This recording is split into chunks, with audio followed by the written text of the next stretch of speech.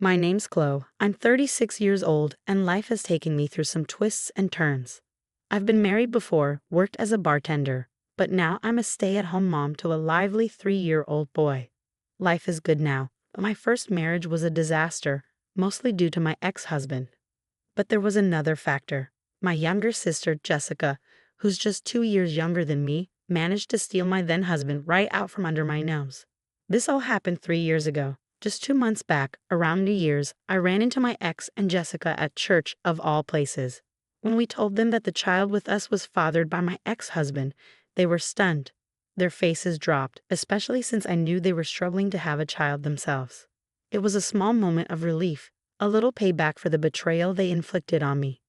Back then, I was bartending at a well-known bar, the kind of place frequented by politicians, bureaucrats, and business moguls. I had some experience bartending elsewhere, but landed this gig through a friend's introduction. After working there for a few months, I met the man who would become my ex-husband, a government official. I was around 30, thinking it was time to settle down. He was clearly smitten, telling me, "You're really cute, totally my type." I wasn't impressed by his bureaucratic status, but his flattery won me over. I remember him saying, "I would never do anything to make a beautiful woman like you sad." In hindsight, I deeply regret believing those words. Our marriage lasted only 2 years, and the only time I felt truly happy was during the first 2 months. Despite his demanding job, my ex-husband always came home with a smile, at first, but those smiles eventually faded. To cut to the chase, he was careless with his relationships with women, viewing all his social engagements as just another part of work.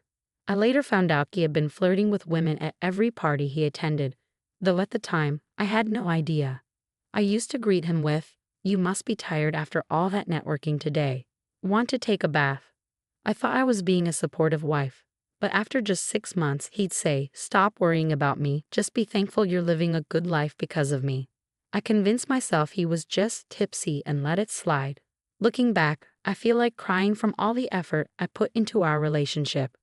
Jessica, my younger sister, and I couldn't be more different. Growing up, she always wanted what I had, my jewelry, my clothes, everything. If she couldn't get it from our mom, she'd just take it from me. When confronted, she'd cry and say, "But everything that belongs to you belongs to me." That little sister, who was a bully back then, grew up to be an adult bully. After a year of marriage, we attended a family event at my parents' house. My husband had seen Jessica a few times before, but this time they had a little chat. I overheard him tell her, "You're quite different from your sister, a different kind of beauty." From that moment, Jessica probably set her sights on my husband. After that, my husband seemed even more disinterested in me. When I'd suggest we go out, he'd dismiss me with, "Forget it, you know I'm not available, so why even ask?" I put up with it for a while because we both wanted a child. The love might have been gone, but the desire for a child remained. However, tests showed the problem lay with him, not me. Despite the diagnosis, we continued to seek treatment, and before I knew it, a year had passed. By then, I'd stopped worrying about what my husband was doing or where he was. I figured he was involved with other women, but I never imagined one of those women would be my own sister. I was utterly blindsided. It wasn't some dramatic revelation. It was Jessica, casually saying, "You know, sis, your marriage is pretty much over. But if you're not careful, you'll lose more than just your marriage," Jessica hinted with a sly smile. "What are you saying? Don't tell me whatever happens, it's your fault," she continued, her words dripping with both naivety and malice. Seeing Jessica like this after so long sent chills down my spine. After that conversation, I confronted my husband, desperate for the truth. "Hey, you're not having an affair with my sister, are you? Tell me it's not true." "What if I am?" he replied, dodging my question. "Don't dodge the question. Just tell me," I pressed. "God, you're so annoying." "Fine, yes, I am." "So what now? Want a divorce?" "You're the worst. Do you even realize what you're doing? You should be saying that to your sister. She's the one who came on to me. Even if she did, why would you go along with it?" "Well, I'm a guy. Can't help it," he said nonchalantly. "I can't believe you're doing this with Jessica. You know what? Fine, we're done." We were always over anyway. Even though the love between us had been gone for a while, Learning he cheated with Jessica was a hard pill to swallow. The casual way he admitted it felt like both of them were mocking me. The frustration was unbearable. I divorced him right after this shocking truth came to light. As for Jessica, I cut her off with a simple email and chose to leave it all behind. About a month later, an unexpected turn came my way. A former colleague from my finance days reached out. We were connected on social media and occasionally exchanged messages, but it had been a long time since we met for drinks. We caught up and had a great time. Although my story was grim, she laughed it off and mentioned someone she wanted to introduce me to. Enter Ethan, my current husband. Ethan was her investment buddy. He was just an average office worker, but had a knack for investing, managing a significant portfolio. They'd become friends through offline meetups she organized based on his investment blog. I took an instant liking to the upbeat Ethan. "I've been divorced before, is that all right?" I asked. "I'm still single, is that okay?" he replied with a smile. We both just laughed it off. Ethan and I clicked right away, and we started dating almost immediately. After about 6 months, we got married. "Chloe, want to invest in me, marry me?" Ethan asked with a grin during his unique proposal. I couldn't help but laugh. His proposal felt right, like something that would lead to happiness for the rest of our lives. The truth is, I was already pregnant with Ethan's child even before we got married. Actually, shortly after we started dating, we'd both been considering marriage, so finding out about the pregnancy sped up the timing. 2 people in love and a precious baby, the fruit of our love. I couldn't be happier. For our first holiday season together, Ethan suggested, "Let's go to church and pray for the health of our adorable baby." The fact that everything happened so quickly must be destiny, don't you think? "Sounds good, yes, let's go," I agreed. In the midst of our newfound happiness, something unexpected happened at the church we were attending for service. Guess who we ran into? My ex-husband and Jessica. Seeing them together for the first time in over a year, they really seemed like a married couple. I had already told Ethan all the miserable details about these two. "Hey, I'm going to talk to them. Is that okay?" I asked Ethan. "I don't mind. You sure you're okay with it?" "Yeah, I'm fine. Look, I'll explain later, but can you play along that this baby is my ex's child?" As my ex-husband and Jessica approached us, we pretended not to notice and walked up to them. "Wow, what a coincidence. It's been ages, sis," I said, trying to sound casual. Jessica's face, which I hadn't seen in a long time, seemed even more twisted than before. "How nice to see you two looking so happy together," I added. "We are. We're officially married now," she replied smugly. "Nice to meet you," Ethan chimed in. "I've heard so much about you." "Really? Like what?" Jessica asked, suspiciously. "Anyway, why'd you go and have a baby with this guy? He doesn't look like he's got much of a future." "Poor kid," my ex-husband sneered. "Don't ever become the type of person who can only judge others by their looks or titles, okay?"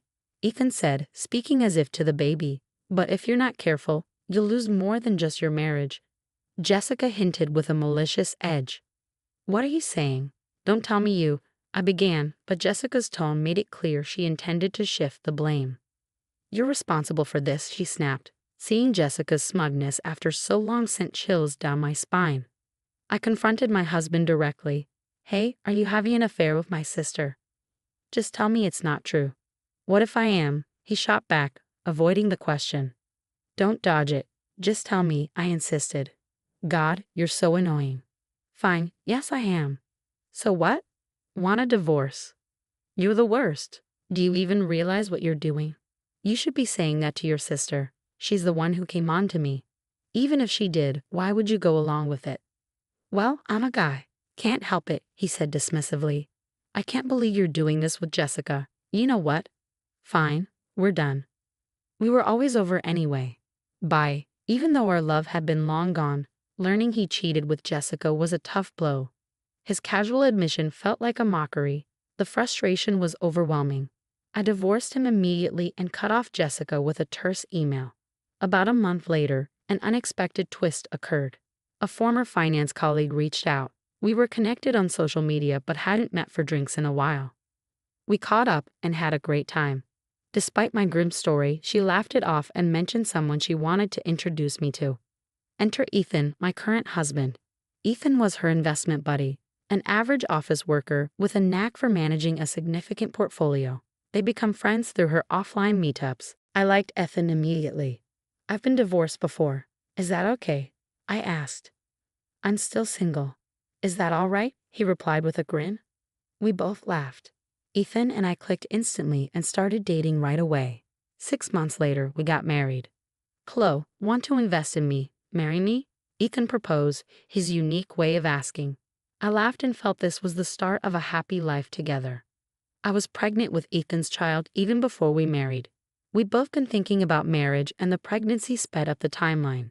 2 people in love and a baby, our little miracle. I couldn't be happier. For our first holiday season together, Ethan suggested, let's go to church and pray for our baby's health. The fact that everything happened so quickly must be destiny, don't you think? Sounds perfect. Yes, let's go, I agreed. During the church service, something unexpected happened. We ran into my ex-husband and Jessica. They looked like a married couple, and I had already told Ethan everything about them. Hey, I'm going to talk to them. Is that okay? I asked Ethan. I don't mind. Are you sure you're okay with it? Yeah, I'm fine. Just play along and pretend this baby is my ex's.